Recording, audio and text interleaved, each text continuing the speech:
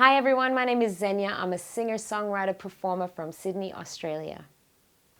Hi Zenya, nice Hi to meet Ian. you finally. Thanks for having me. No problem, no problem. What are you doing in town?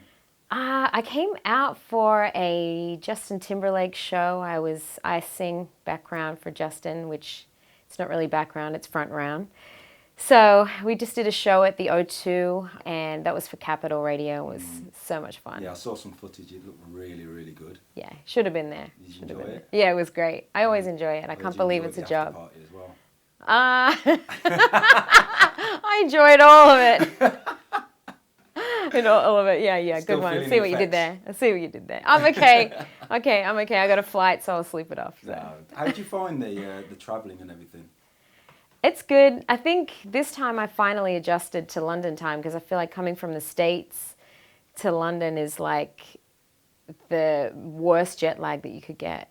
It's like 6 to 8 hours or something like that. It's normally brutal, but I worked out and tried to stay up so I could just sleep the whole night through. It was good. So do you come from a musical background?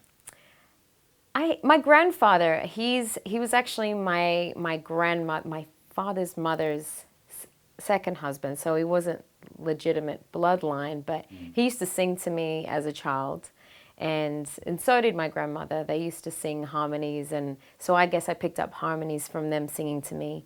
And on my mother's side, my grandfather used to play violin, and he was really good at violin, and he would play the piano accordion. And so I guess so, but it skipped, I guess, my mom and dad and all my brothers and got to me. So. Yeah. I'm the one that uses it anyway. I'm the only one that uses the musical talents, like professionally. Yeah. The rest kind of dabble in music and just enjoy it. But who doesn't enjoy music, right? Oh. So how did you get into the industry? Was it through your family or? No, I actually really pushed myself into the industry. It's one of those things, you got to network, you got to learn to socialize in the right circles and meet the right people, but you also have to have material in order for other people to listen to. So I really pushed myself by singing as many gigs that I could do. I would record as much as I could. I would give out my music. I would kind of just hustle and let everybody get to know me, and everybody kind of knew me in Sydney. I moved to Sydney from Newcastle, and everybody kind of knew me in Sydney as a singer, so they would invite me different places and I would get to meet different people that came out on tour. And through that, I basically met a really amazing music director who, at the time, he was playing bass for Kanye. But by the time I moved to the States, to New York, he was music director for everybody, like everybody that you can think of. So it was through him. I would send him music. I would send him videos, just not like for a job or anything, just so that people knew what I was doing. And through that, he offered me work with Demi Lovato and Justin Timberlake. So he's really blessed me. His name's Adam Blackstone, so big ups to Adam Blackstone. Because a lot of people think that it's easy to get into the music industry, but it's pretty tough, isn't it? I don't know if I would find it like overly tough. I think what it is just making sure you have material and making sure the right people hear it.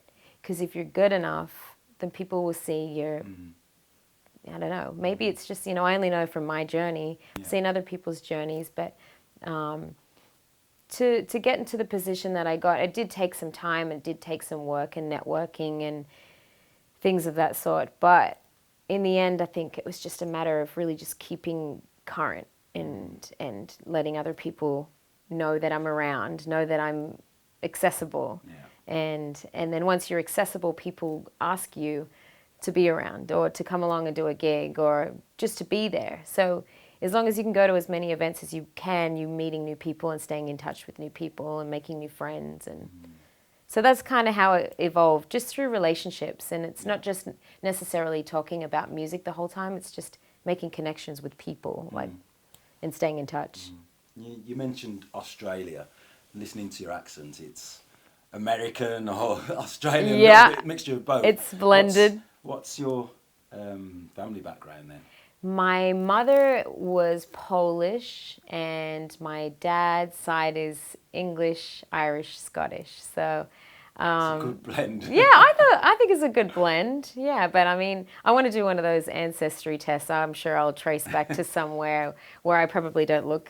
My family didn't look like me, but yeah, my family is kind of a mix of great nationalities, but that's my background. No Americans that I know, but no natives. That's for sure. So who would you say your biggest influences are, or have been your biggest influences? In terms of songwriting and maybe melodies, I really like Paul Simon. Oh, really? Yeah, that's one that people wouldn't think. No. But, you know, when my EP comes out, you'll kind of understand. But Paul Simon is a big influence on me. I actually got to meet him, which was a little emotional. I did the SNL 5-timers, and he was one of the guests. And I just had to grab him. I was like, you're one of my influences. He's like, that's lovely, darling. So that was really cool. Michael Jackson, of course. I love Brandy. It always stumps me when people ask me this question, because there's so many people that's influenced me. One person that I never actually really give recognition is Coco from SWV. Do you remember SWV? Yeah. I never say her, but she I've got some of actually... their albums. Oh, yeah. Best.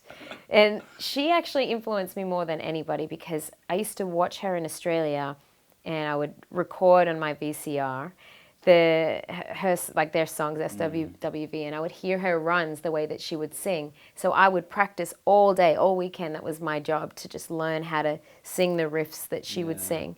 And she kind of became my singing teacher without knowing it. And what about musical training? Have you had any formal musical training?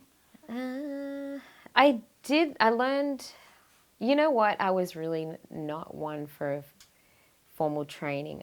I started learning violin, and I ended up just getting so stressed by reading the music. Maybe I was just too young to care about it. And then I ended up learning by ear. So I would play the violin by ear, the guitar by ear. Anything that I play, I learn by ear. But as for training, I'm actually going to go do some, I'm going to go and learn music this year. I'm going to go and take some classes. I feel like I'm mature enough now to do it. So I haven't had formal training. I think it's just been my natural gift that I was blessed with. God gave me the gift, and I was able to continue and make money from doing something that I love naturally. And finally, what's next for you? What have you got in the planning? What would you like to do next? I'm going to finish this EP. I'm working on it now. I am getting back in the studio this week, next week. And once I have all of that ready and done, I've been talking to some people about putting a little tour together. So that's the next plan. I really want to start touring with my music. I think it's about time. I've had enough experience. Yeah. Justin lets me get out front enough, so I think I can take the stage. So I think it's time for me to take the stage. Yeah. We're looking forward to it. I'm looking forward to it too. Thank you. Well, I want to say thank you very much Thank for you talking so to much. IT7 Audio. Oh, you know I love you guys. And keep supporting us. We'll support you. Of course. Hopefully we'll see you soon in the near Real future. recognizes real. That's why. Thank you. Well, thanks for having me. Appreciate it.